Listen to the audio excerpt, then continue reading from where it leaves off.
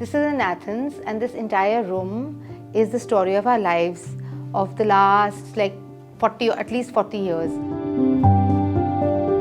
These photographs tell us the story of our journey. I'm very grateful for where we are standing today because it's been a long journey, very long journey, yeah, emotional one.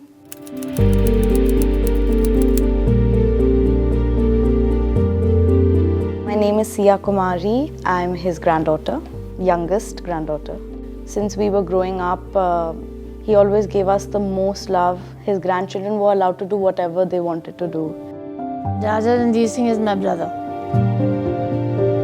Usually boys never want to be around little sisters, but he took us everywhere with him. And we grew up in a smaller town like Dehradun. Never felt that thing that, oh, I have young sisters and I can't take them here, there, everywhere. He took us along everywhere that he went. He never ever scolded us, ever. I am Mahima. I am his eldest daughter. He was very disciplined because obviously he was a sports person. But at the same time, he had a very nice balance. He was great fun. He was disciplined about the things that could harm us, about having a healthy lifestyle. But besides that, there was no pressure as such. Hi, my name is Rajeshwari Kumari and I am a trap shooter.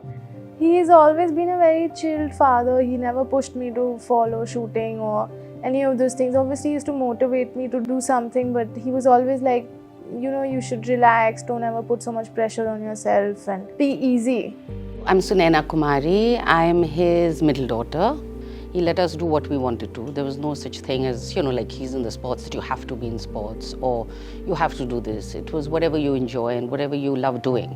But of course, there were always a little hitches on being strict as a father when we were in college, but yeah. He's like my father. I go to him for advice, I go to him for anything. And he's very caring and he's very kind. Nana was the warmest person, so he used to be our cuddly go-to. So if my mother ever got upset, we knew that the first person she couldn't ever say no to was her father. He's such a multifaceted human being. The kind of hobbies that he has are so vast. He's a great cook, obviously a great sports person, and amazing at wildlife. So it was always very easy, and it came to him. He never make it like even today, if you see. I think I was about 3-4 years old. He would take me in the jeep and we would take our dogs, go sightseeing, animal watching. Waking up at 5 o'clock in the morning and looking outside windows to spot ghurals, whether it was us going for jungle drives in the jeeps, open jeeps, in 6 o'clock early morning to spot tigers. He loved nature, but he was very, very fond of music also. And he's got great knowledge of classical music.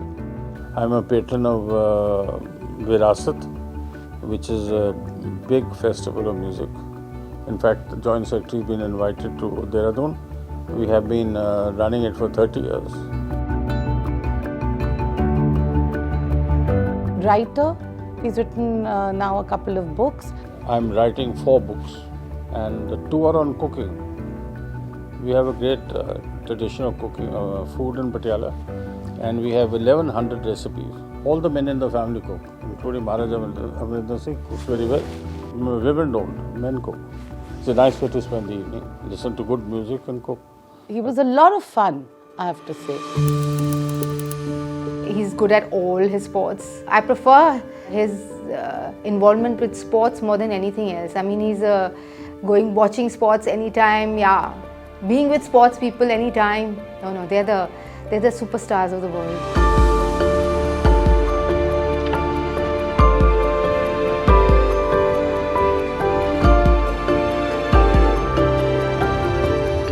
When we started in the OCA, Sheikh Hamad and I started together, 1991. So we had election in 91. It was in Delhi. My father was the senior member at that time in the Olympic movement, Asia-wise. They sort of got together, everyone. When we walked into office, it was like a brand new building, which has got no knobs, doorknobs, lights, everything was vanished. They were all taken away. And then we were told that even there's no money in the bank. So we got 6 plastic chairs, one round table. in which we sat, the president and me as the secretary general. We had a treasurer at that time and a DG. So we all sat together, and that's how we started working. Today, we are the richest continental organization, more so than Europe and America. Today, the European Olympic Committee president was mentioning that they have in the European Games 7,000 athletes. We have 15,000 athletes, 40 sports.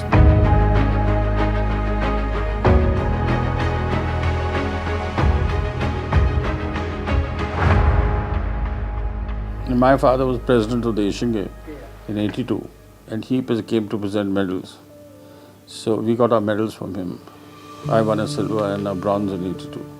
There's a photograph of my grandfather presenting my father the medal, and my father was shooting the same event as me, and he won a silver medal at that Asian Games. Just luck had it that I was president in Hangzhou, and she won a silver.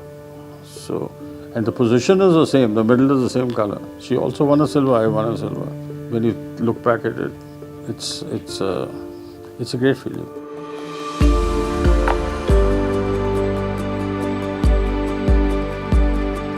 I have to say, his one thing is that he is very humble, and he would always tell us when we were kids, he said, never make a difference, they're all equal. You have to be what you are actually, there's nothing to put on.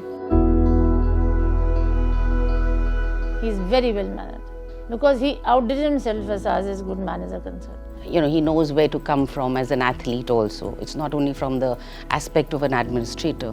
So the mix between when you're an athlete with an administrator is always great. I think he's the best match as of now. One thing we were taught when we were young, but my grandmother taught us, they said you must have humility in life. And I think that's been very helpful to me.